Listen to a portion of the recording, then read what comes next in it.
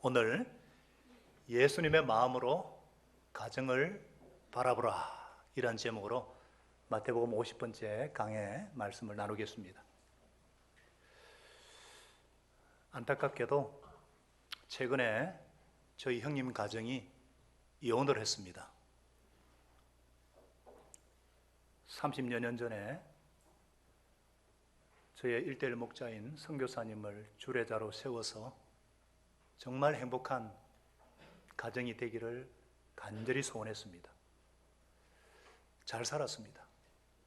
그런데 전 형수님도 저의 전도로 교회도 다니고 신앙생활도 했습니다.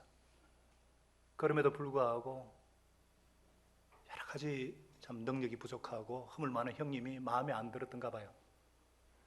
정이 떨어지면 참 어쩔 수가 없는가 봐요. 막내딸이 시집을 가자마자 이혼 서류를 몰래 법원에 접수했습니다. 이혼만은 막고자 여러모로 애를 썼는데 결국 합의 이혼했습니다. 버림받았다는 것이 정확한 표현인지 모르겠지만 어쨌거나 이혼하고 난 뒤에는 명절이 되어도 형님은 부끄러운지 안 옵니다. 참 불쌍해요. 이제 아들하고 열심히 살고 있다길래 더 이상 책망도 못하겠고 비난도 못하겠고 기도만 할 뿐입니다. 여러분, 오늘날 사회 문제 중에 하나, 가장 큰 이슈 중에 하나가 이혼 문제죠. 이혼. 멀리 있는 것이 아니라 저희 가족에게도 일어난 일입니다. 우리나라 이혼율이 결혼 대비 40% 이상, 그러니까 두 쌍 중에 한 쌍이 결혼하는, 이 말은 꽤 오래전부터 나온 말이에요. 결혼 생활에 적응이 잘 안 되는 젊은 부부뿐만 아니라 결혼한 지 20년, 30년, 40년이 지난 부부도 이혼을 합니다. 소위 황혼 이혼. 고령자가 늘고 기대 수명이 늘어나면서 고령 이혼이 급증하고 있습니다. 이혼이 당연한 것처럼 받아들여지고 있는 시대입니다. 이런 상황에서 우리 그리스도인들은 이혼을 어떻게 봐야 되겠습니까? 아니, 예수님은 이혼을 어떻게 보셨을까? 오늘 이 시간에 이혼 이전에 결혼의 진리를 말씀하시면서 우리가 어떤 마음으로 가정을 바라봐야 되는가? 우리 예수님께서 들려주시는 음성을 잘 듣고 순종하는 저와 여러분 되시기를 소망합니다. 첫째로 예수님은 비판하지 말라고 하십니다. 다 같이요. 비판하지 말라. 함부로 판단하지 말라는 거죠. 자, 오늘 이혼에 대해 말씀은 바리새파 사람들이 예수님을 시험하려고 이 도전적인 질문을 던진 데서 시작이 되었어요. 무엇이든지, 선생님, 이유만 있으면 남편이 아내를 버려도 됩니까? 그 당시 바리새파, 그러니까 종교 지도자들이죠. 이 바리새파도 이혼에 관한 두 가지 견해가 있었습니다. 그런데 사실은 똑같은 구약의 성경 구절을 기초로 했어요. 바로 신명기, 하나님의 율법인 신명기 24장 1절. 우리 한번 읽어볼까요? 같이 시작. 남녀가 결혼을 하고 난 다음에 남편이 아내에게서 수치스러운 일이 발견되어 아내와 잘 마음이 없을 때 아내에게 이혼 정서를 써주고 자기 집으로 내보낼 수가 있습니다. 그러니까 이 수치스러운 일이 뭔가에 따라서 두 가지 차이가 났어요. 이미 목장 성경 공부 시간에 배우셨겠지만 이 샴마이라는 이 지도자의 설 학파, 샴마이 학파라 그러는데 이들은 굉장히 엄격하게 해석을 합니다. 그래서 간음 혹은 간음에 버금가는 성적인 죄 외에는 이혼이 어렵게 만들었어요. 그런데 힐렐이라는 이 자유주의 학파 넓게 해석을 해서 예를 들어서 밥을 태운다든지 남편에게 대꾸한다든지 시부모를 제대로 못 돌보든지 남편이 마음에 안 드는 짓을 해도 여기에 해당되어서 이혼을 했어요. 그러니까 이 바리새파 사람들의 이 질문은 예수님이 어느 쪽으로 대답을 하든 반대쪽에 공격을 받을 것을 기대하고 던진 아주 미끼입니다. 미끼. 나쁜 사람들이죠. 그런데 예수님은 어느 쪽에서도 서지 않으시고 하나님의 창조 원리로 돌아가셨습니다. 성경 창세기를 인용하시면서, 창조주 하나님, 그때 주님이 직접 하신 말씀이죠. 6절에 그랬어요. 결론적으로, 그러므로 부부는 둘이 아니고 한 몸이단 말이에요. 하나님이 짝지어 주신 것을 사람이 갈라 놓아서는 안 된다. 그러니까 뭐예요? 이 사람들이 듣기에 이혼은 안 된다고 들리니까 막 트집을 잡기 위해서 또 질문을 합니다.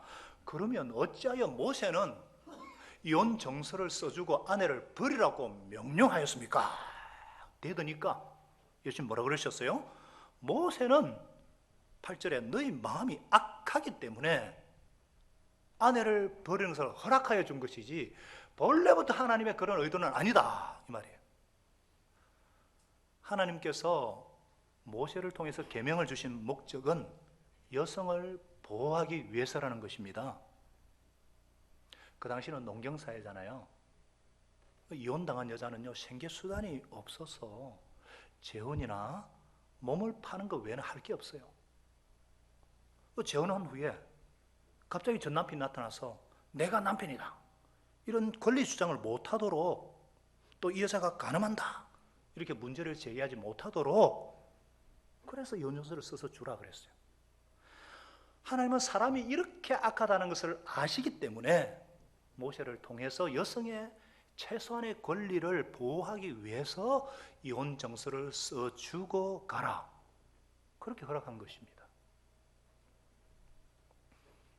그런데 이 바리새인들은요, 이혼 정서만 써주면 얼마든지 이혼할 수 있다, 이렇게 해석을 해서 쉽게 이혼을 했어요.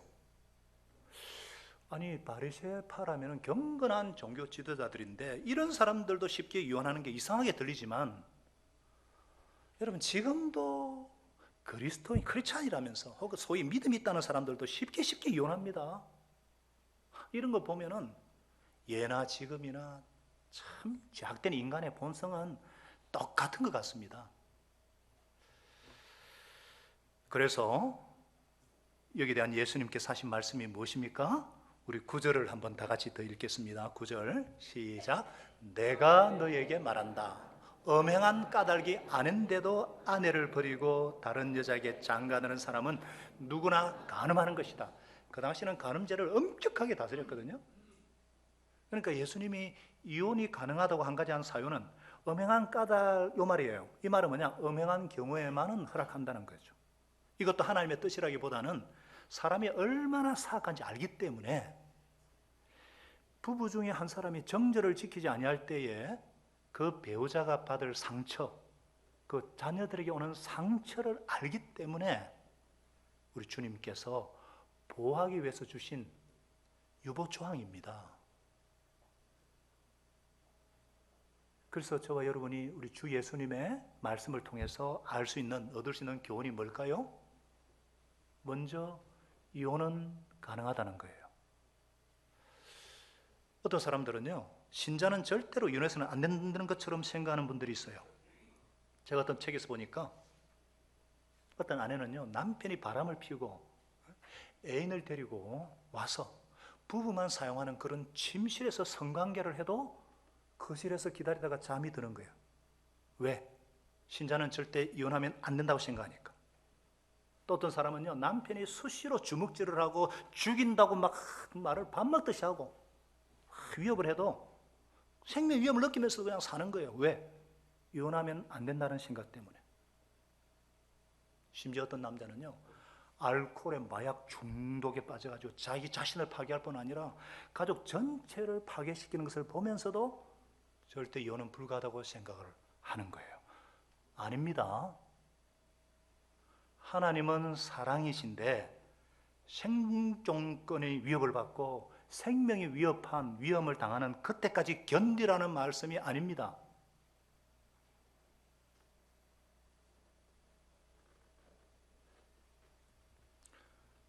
지난 수요일이에요. 수요일에도 경기도 화성에서 60대 남편이 61살 아내에게 신나를 뿌려가지고 불을 지르고 자기도 불타가지고, 지금 화성 연쇄 사건 막 이런 일이 많이 나오잖아요. 이런 경우는 어떤 겁니까?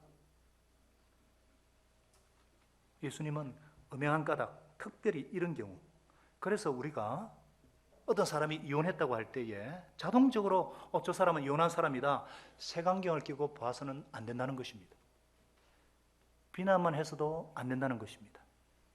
모세도 사람이 악한 것을 알기 때문에 최소한 보호하기 위해서 이혼 정서를 써주라 그랬고, 예수님도 생명과 가족을 보호하기 위해서 최소한도 예조항인 음행의 경우에는 가능하다. 그렇기 때문에 목숨의 위협 속에서도 같이 살아야 된다? 이건 아니라는 거예요. 이혼은 가능합니다. 그러나 예수님의 본래 의도, 예수님의 뜻, 예수님의 마음이 뭐예요? 가정을 향한 예수님의 마음이 뭐예요? 이혼은 극약 처방이라는 겁니다. 뭐라고요? 극약 처방이다. 안 된다는 것입니다. 가능은 하지만 나 이 사람과 더는 못 살아. 그러면서 쉽게 이혼해서는 안 된다는 거예요. 예수님의 말씀이요, 흐름상 얼마나 준엄했는지, 오죽했으면 제자들이 나중에 10절에 아니 남편과 아내 사이가 그러다면은 차라리 장가들지 않는 것이 좋겠습니다, 이 소리가 나올 정도로 강하게 말씀하신 거예요. 여러분, 우리가 암에 걸리면은 암 수술을 하죠. 그래도 안 되니까 항암 치료를 하죠. 우리 교회 어떤 자매는 지금 9차까지 항암 치료를 했어요. 항암 치료, 이건 죽는 겁니다. 중금속이 들어간 독약을 주입하는 거예요. 그래서 암세포를 살짝 죽이는 것인데, 그래도 효과가 나타나면 실험약으로, 증명되지 않은 실험약으로 투여하는 방법도 있어요. 어차피 죽을 거니까. 이 이혼이라는 것은 암수술이나 항암 정도가 아니라는 거예요. 어차피 죽을 것이지만 한번 시도해보는 최후의 수단, 극약 처방이라는 거예요. 그래서 여러분들, 배우자가 바람을 피웠다고 자동적으로 이혼해도 된다? 아닙니다. 화합하려고 애써야 돼요. 주먹질하고 맞았다고 해서 이혼이다? 안 됩니다. 가능하면 이혼을 피하시고 화해를 추구해야 돼요. 남편이 노름 중독에, 알코올 중독에, 마약 중독에 빠졌다고 자동적으로 이혼하는 거 아니에요. 생명이 위협되고 생육권에 위협받을 때 하나님의 분명한 방향, 허락을 받아서 할 수 있는 것이 이혼이에요. 그래서 그리스도인은 이혼이라는 단어를 없애버리셔야 합니다. 이혼은 안 됩니다. 요즘 젊은 부부들 걸핏하면 우리 헤어져, 이혼해, 그런 단어 쓰시면 안 돼요. 그리스도인의 사전에는 이혼은 없다, 이렇게 생각하셔야 돼요. 왜냐? 하나님께서도 말라기 2장 16절에 구약 성경에 분명히 말씀하잖아요. 나는 이혼하는 것을 미워한다 그랬어요. 이게 하나님의 마음이에요. 심지어 고린도전서 7장 12절에 보시면, 심지어 안 믿는 자와 결혼해도 힘들지만은 죽을 때까지 이혼하지 마라 그랬어요. 그렇기 때문에 장난으로라도 이혼이란 말은 하지 말아야 돼요. 말에는 권세가 있습니다. 그 어떻게 되겠어요?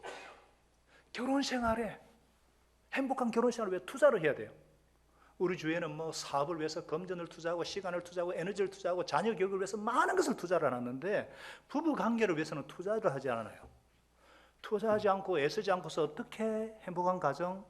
힘들죠. 아무리 잘 만난 부부도 노력하지 않으면 안 되죠. 우리 주변에 보세요. 행복한 부부들 저절로 된 것이 아닙니다. 애쓰고 투자해서 그런 것으로, 그래서 오는 거예요. 그래서 가정을 향한 예수님의 마음이 무엇인가?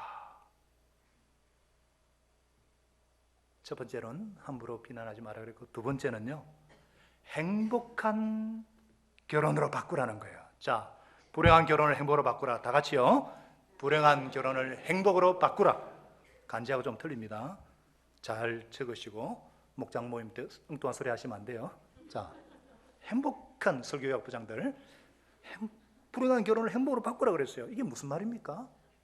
이게 무슨 말이에요? 예수님이 이혼하지 말라고 하신 것은 아무리 불행한 결혼이라 할지라도 하나님께 도움을 청하면은 그 행복한 결혼, 불행한 결혼이 행복한 결혼이 될 수 있기 때문에. 아멘이시죠? 부부가 정말 결심이 있으면 아무리 문제가 커도요, 문제보다 크신 하나님께 부르짖고 의지할 때 행복한 결혼이 가능하기 때문입니다. 이 문제를 정말 하나님 앞에서 해결해야 되겠다, 이런 각오가 있어야 돼요. 자, 이를 위해서는 어떻게 하면 될까요? 먼저 배우셔야 돼요. 배워야 됩니다. 무엇을 배워야 되는가? 결혼이 무엇이며 가정이 무엇인지 배워야 됩니다. 이혼 이전에 뭐가 있었습니까? 결혼이 있습니다. 그래서 예수님은 창세기 성경을 인용하시면서 본질로 가정이 뭔가, 결혼이 뭔가 말씀하시는 거예요. 우리 4절부터 6절까지 다시 한번 주님의 말씀입니다. 주 예수님 말씀입니다. 다시 한번 읽겠습니다. 예수께서 대답하셨다. 사람을 창조하신 분이 처음부터 그들을 남자와 여자로 지으셨다는 것과, 그리고 그가 말씀하시기를 그러므로 남자는 아버지와 어머니를 떠나서 자기 아내와 합하여서 둘이 한 몸이 될 것이다 하신 것을 너희는 아직 읽어보지 못하였느냐? 왜 배우지 못했냐 이 말이에요. 그걸 모르느냐 이 말이에요. 그러므로 6절 같이 읽습니다. 시작. 그러므로 그들은 이제 둘이 아니라 한 몸이다. 하나님이 짝지어 주신 것을 사람이 갈라놓아서는 안 된다. 창세기 1장 27절과 2장 24절 말씀을 그대로 인용하신 거죠. 성삼위 하나님께서 태초에 인간을 창조하시고 하신 말씀 그대로예요. 그걸 다시 한번 예수님이 언급하시고 있죠. 당신께서 하신 말씀이에요. 태초부터. 자, 하나님께서, 우리 창세기로 잠깐 돌아가십시다. 우리 배웠잖아요. 하나님께서 먼저 남자를 창조하시고 혼자 있는 것이 보기 안 좋으니까 돕는 배필로, suitable help로 여자를 만드셨어요. 결혼을 주관하시는 분은 창조주 하나님이십니다. 결혼은 하나님의 인도하심에 순종해서 하는 거예요. 그래서 천생연분이다. 하늘로부터 왔다는 거예요. 결혼은 하나님 보시기에 좋도록 해야 되고 하나님의 영광을 위해서 해야 됩니다. 이게 결혼의 목적이에요. 그렇기 때문에 문제가 생길 때는요, 가정이나 어떤 문제가 생길 때 항상 본질로 돌아가셔야 됩니다. 오늘은 많은 사람들이 여러 가지 문제를 제기하고 막 해답책을 제기하지만 인간의 근본 문제가 뭐예요? 가장 중요한 성경을 놓친 겁니다. 본질을 놓친 겁니다. 성경으로 돌아가셔야 돼요. 다 같이 따라하겠습니다. 성경으로 돌아가라. 창조 원리로 돌아가라. 우리 주 예수님의 말씀이에요. 자, 이를 위해서는 먼저 결혼 대상자를 신중하게 선택해야 됩니다. 결혼의 주관자는 하나님이시거든요.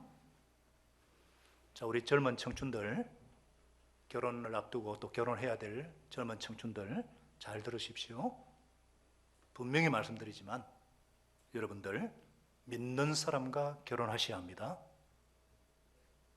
아멘 소리 적네. 믿는 사람과 결혼하셔야 합니다.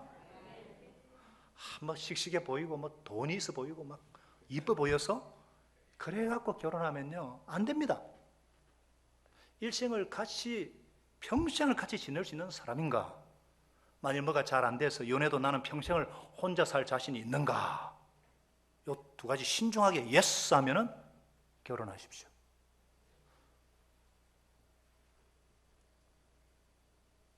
저는 그렇게 해서 결혼했습니다.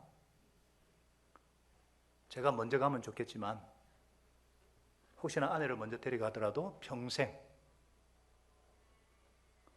그걸 아내가 한 번씩 하긴 하는데 당연하죠. 당신은 뭐 재혼 안 할 거지요? 그럼 평생 같이 지낼 건데 하늘 한시에 그냥 하늘나라 가면 좋겠다 싶은데 요즘은 믿는 사람이고 안 믿는 사람이고 사고가 똑같아요. 뭐 살다가 안 맞으면 헤어지지. 그래서 쉽게 결혼하고 쉽게 이혼하고, 이거 장려하고 포주하고 뭐가 다릅니까? 그럼 믿는 사람이란 뭐냐? 단지 교회만 다니는 사람 아닙니다. 하나님을 경외하는 사람, 어떤 상황에서도 하나님께 예배하는 예배자, 예수 그리스도를 인격적으로 만난 경험이 있는 사람, 그래서 둘 다 하나님을 주권자로 예수님을 주님으로 모시고 사는 사람이면 정말 예수 그리스도가 주인이시고 그 주님의 말씀에 순종하여 살면요, 어떤 부부든지 행복하게 해줄 수 있기 때문에 믿는 자를 배우자로 삼아라, 이 말씀이에요. 예수님 지금 본질을 말씀하잖아요. 교회 다녔다고, 오래 다녔다고 이 사람이 반드시 예수님을 주님으로 영접한 사람이 아닐 수 있어요. 부모가 목사, 장로, 권사, 목자라고 해서 예수님을 주님으로 영접한 사람이 아닐 수 있어요.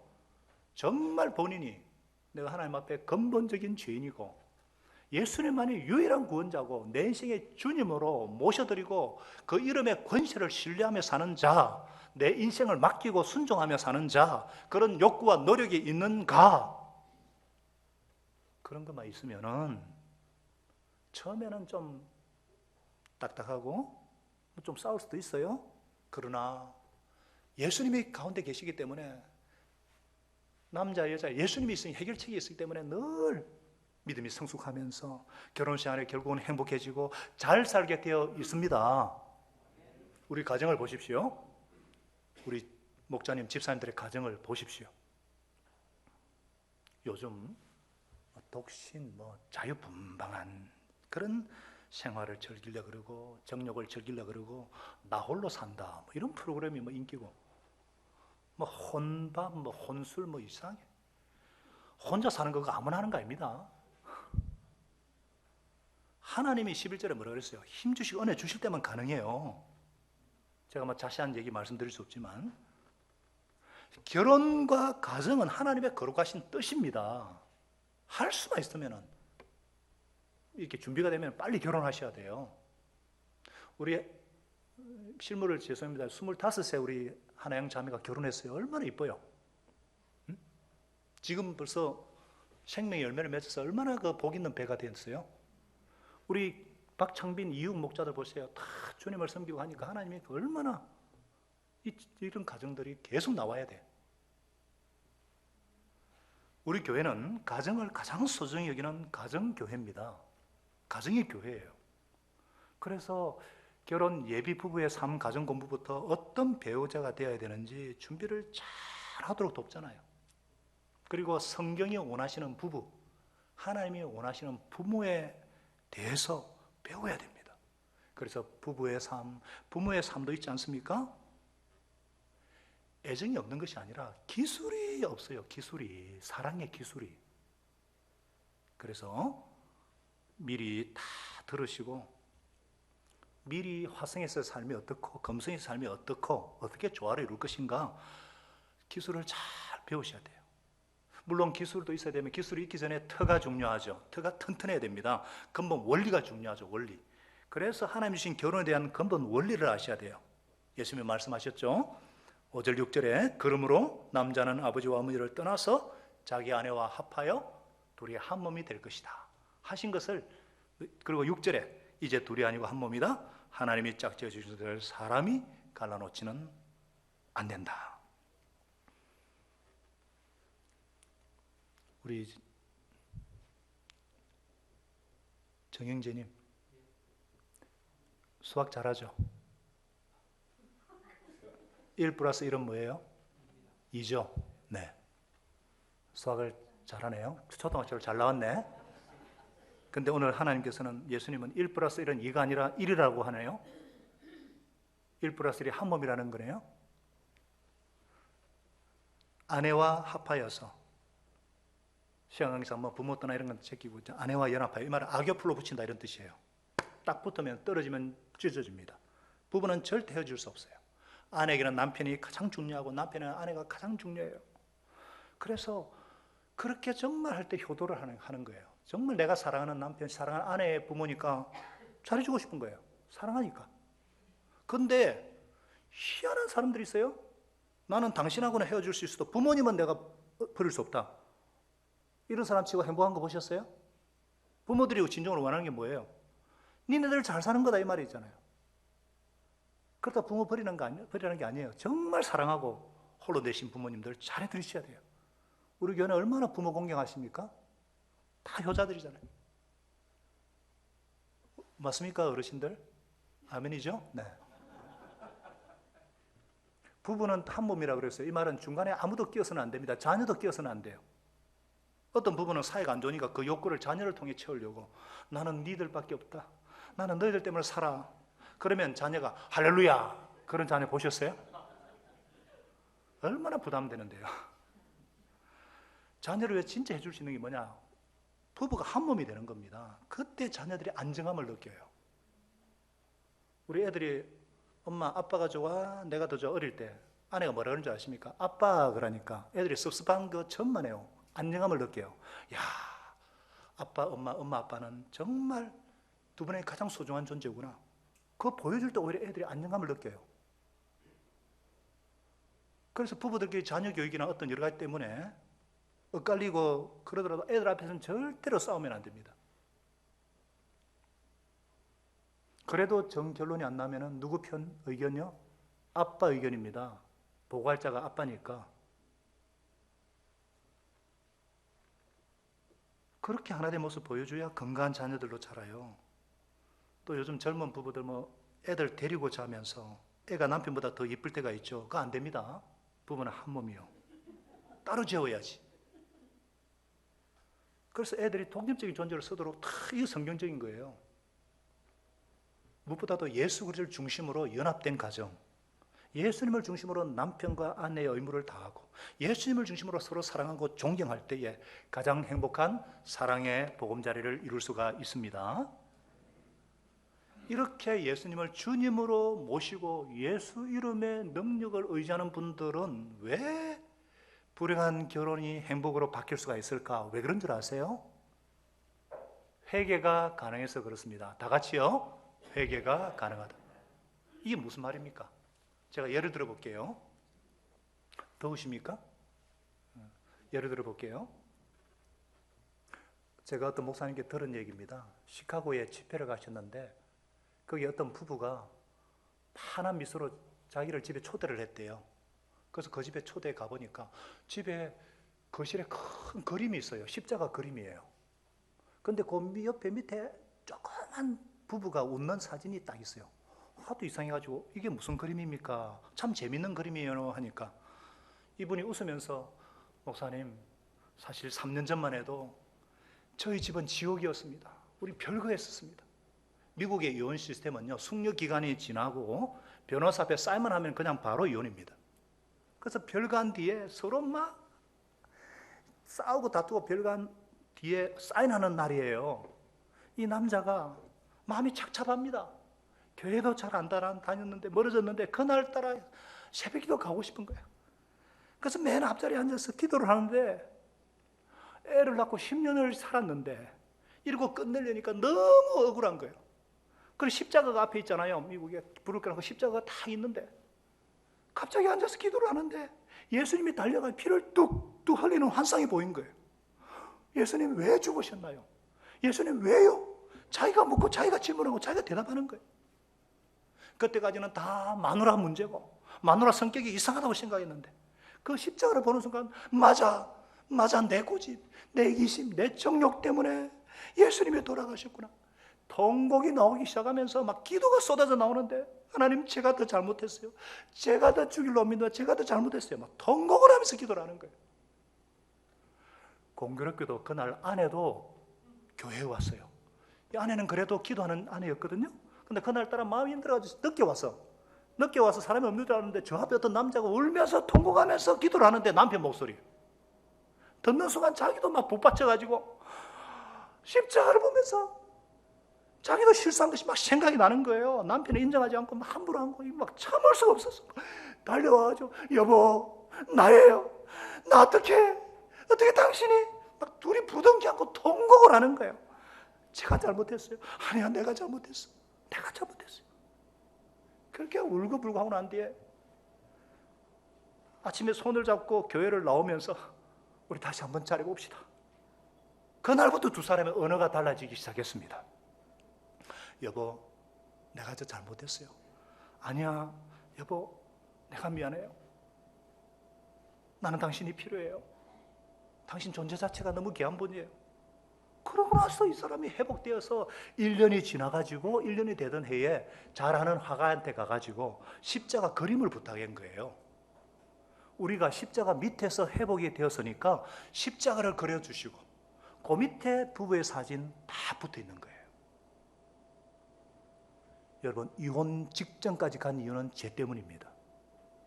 이기심과 항상 상대가 잘못했다 생각하고 내가 너 때문에 인생이 이렇게 꼬인다 그러고, 그런데 내 죄를 먼저 인정하고 회개하고 상대를 용서할 수 있다면 어떤 결혼생활도 행복한 결혼생활이 될 수가 있습니다. 그리스도인들의 승리는 회개와 용서인 줄 믿으시기 바랍니다. 더 이상 남에게 탓하지 않고 손가락하지 않고 내 죄다, 내 잘못이에요, 솔직히 고백하고 진심으로 용서하고, 그러면 불행한 결혼도 행복한 결혼으로 바뀔 수 있다는 거 믿으시는 저와 여러분 되시기 바랍니다. 예수님은 지옥 같은 결혼생활 계속하라는 말씀이 아니에요. 지옥 같은 결혼이 행복한 결혼생활로 바꿀 수 있는 자신이 있기 때문에 이혼하지 마라, 그렇게 말씀하십니다. 정말 확실히 예수님을 주님으로 영접했고 회개하고 용서하면은 어떤 불행한 결혼도 행복한 결혼으로, 깨어진 가정도 온전한 가정이 될 수 있음을 믿으시기를 바랍니다. 그런데 사랑하는 여러분, 이렇게 생고생하고 시험착오하고 나중에 회개하고 그거 너무 억울하잖아요. 그럴 필요가 뭐 있어요? 처음부터 잘하면 되지, 맞습니까? 그래서 가정을 향한 예수님의 마음은 세 번째, 행복한 결혼생활을 영위하라. 다 같이요. 행복한 결혼생활을 영위하라. 하나님께서 두 사람을 짝지어 주실 때는요, 좀 비슷한 사람끼리 맺어주시는 것 같아요. 뭐 말이 통한다 그런 말 있잖아요. 좀 통해요. 그런데 기본적인 것에는 비슷한 것 같지만, 그렇게 짝을 지어주지만 구체적이고 실제적인 면에서는 서로 반대되는 사람을 짝지어 주십니다. 왜 그렇습니까? 돈 없는 배필이니까 서로의 약점을 보완하고 섬겨주라고요. 그래서 말이 없는 사람은 말을 좋아하는 배우자를 붙여주시고, 뭐든지 빠른 사람은 좀 느릿느릿한 사람 붙여주시고, 돈 씀씀이가 좀 해픈 사람은 좀 아주 좀 인식한 사람 붙여주시고, 사람을 너무 좋아하는 사람은 좀 혼자 있는 거 좋아하는 사람 붙여주셔가지고, 그 여행 갈 때도 꼭 싸우잖아요. 가고 싶다, 그냥 집에 있자. 그렇게 해가지고 서로의 약점을 좀 보완하고 균형을 맞추라고요. 다르다는 것이 복인 줄 믿으시기 바랍니다. 축복이에요. 그래서 차이점을 좀 수용하시고, 왜 자꾸 웃어요? 완전히 금성가성인가 봐요. 차이점을 수용하시고 감사하셔야 돼요. 아멘이십니까? 하나님께서 나와 다른 사람을 붙여주신 거 약점을 보완하기 위해서입니다. 이걸 감사해야지. 물론 하루아침에 안 됩니다. 제가요, 우리 주위에 행복한 부부들 보니까, 연륜 있는 분들 보니까 장난으로 서로 다른 것을 막 이렇게 농담을 하는데 배우자에 대한 깊은 감사가 있고 존경이 있어요. 하나님이 남자와 여자, 화성에서 검성에서 전혀 다르게 만드셨는데 당연히 달라야죠. 이게 행복의 관건입니다. 자, 타협점을 수용하고 감사할 뿐만 아니라 적극적으로 배우자의 사랑의 언어로 사랑하셔야 됩니다. 다 같이요. 배우자의 사랑의 언어로 사랑한다. 사랑의 언어가 뭔지는 부부의 삶을 들으면 정확하게 말씀드린다고 그랬죠. 사람마다 사랑을 느끼는 방법이 틀려요. 어떤 분은 5가지 사랑의 언어라 그랬는데, 피부 접촉 있잖아요. 스킨십을 통해 사랑을 느끼는 사람이 있고, 어떤 사람은 칭찬과 인정, 어떤 사람은 돌봄과 배려, 어떤 사람은 선물, 눈에 보이는 것, 어떤 사람은 말을 통해서 사랑을 느껴요. 이 5가지가 다 필요한데 사람마다 예민하게 반응하는 것이 바로 그 사람의 사랑의 언어예요. 배우자가 예민하게 반응하는 것이 그 배우자의 사랑의 언어예요. 제 사랑의 언어는 아시는 분 아시겠지만 인정과 칭찬입니다. 저는 잘한다 그러면 더 잘하는 사람이에요. 못한다 그러면 막 풀어주고 잘 못해. 우리 아내는요, 제 아내는요, 돌봄과 배려입니다. 10주년에 큰맘 먹고 목걸이를 사가지고 이 말락 사왔다고 그러더라고요. 돈으로 주지. 요즘은 그래서 돌봄과 배려인데 요즘은 갱년기거든요. 아주 심한 갱년기라서 모든 것을 돌봐줘야 돼요. 한때는 음식 쓰레기 버려주면 정말 사랑을 느끼고, 근데 요즘은 그거 갖고는 안 됩니다. 이제 막 해줘야 돼요. 아내는 저에게 여러 가지 챙겨주거든요. 근데 저는 혼자도 할 수 있으니까 인정만 해주면 어때요? 여보, 설교 오늘 좋았어요. 그러면은 그 자리에 죽어도 괜찮다 그랬잖아요. 요즘은 맨날 좋았어 그러니까 제가 막 살아나는 거예요. 이게 쉬운 것 같지만 어려워요. 우리는 자기 중심적으로 막 사랑하니까 상대의 필요를 알고 채워줘야 그게 사랑이고 그게 섬김인데, 자기 중심적으로 해봐요. 엉덩이에 끌거리면 딴짓 한다고 뭘 하지.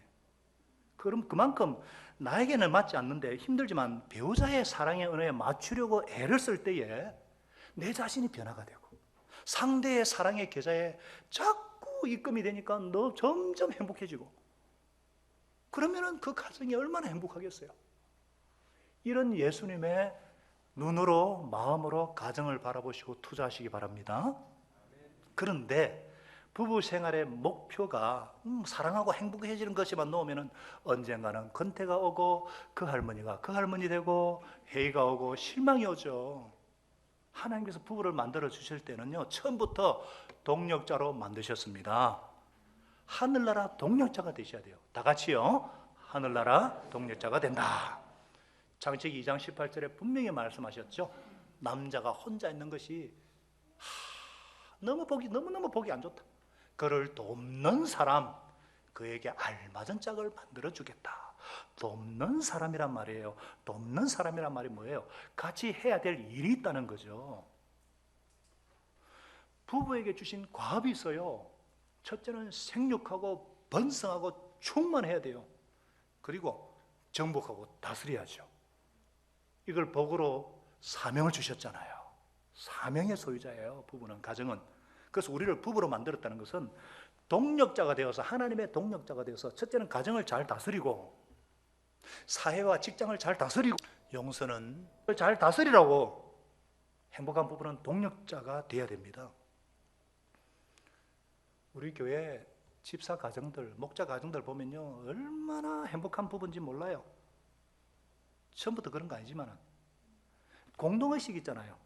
동조의식 있고 같이 또 목장을 섬길 때도 같이 기도하고, 문제가 생기면 같이 기도하고, 해결되면 같이 기뻐하고, 동력자가 되니까 항상 새롭게 화제가 끊임없어요.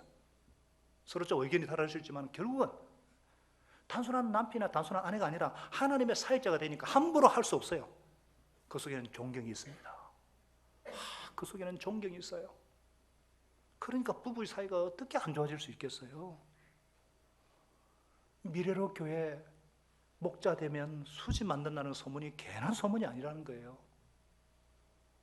이렇게 다름을 수용하고 배우자의 사랑이 어느가 뭔지 알고 동력자가 되어서 행복한 결혼 생활을 영위하는 거, 우리 가정을 향한 예수님의 소원인 줄 믿으시기 바랍니다. 아무리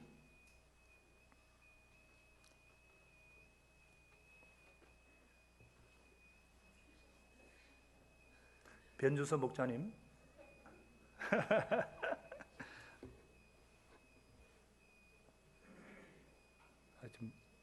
그냥 열었다 닫으면 돼요.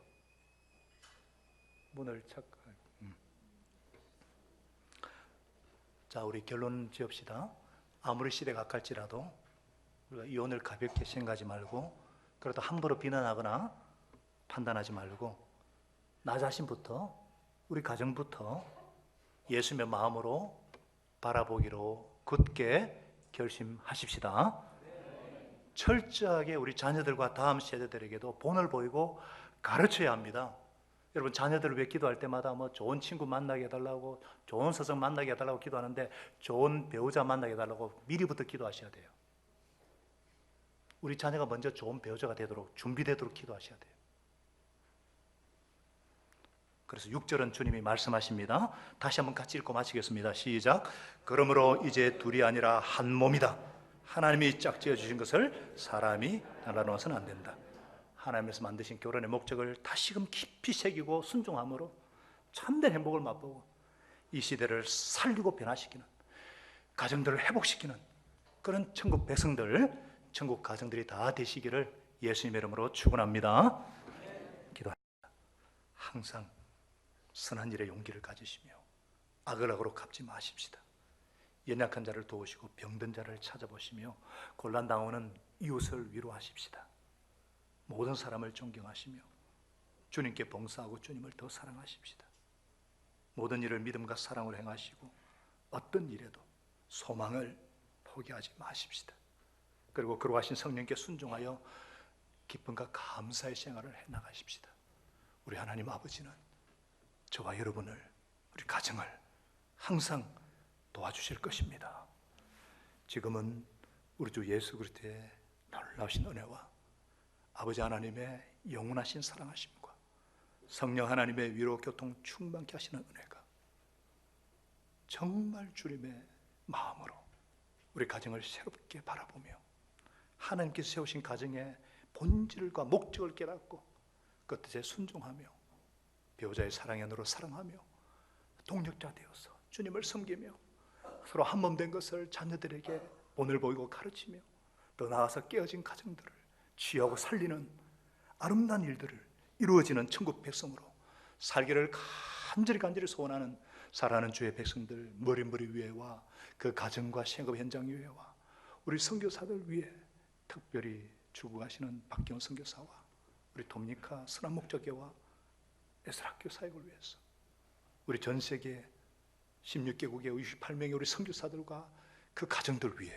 항상 함께 하시기를 간절히 축원하옵나이다. 아멘.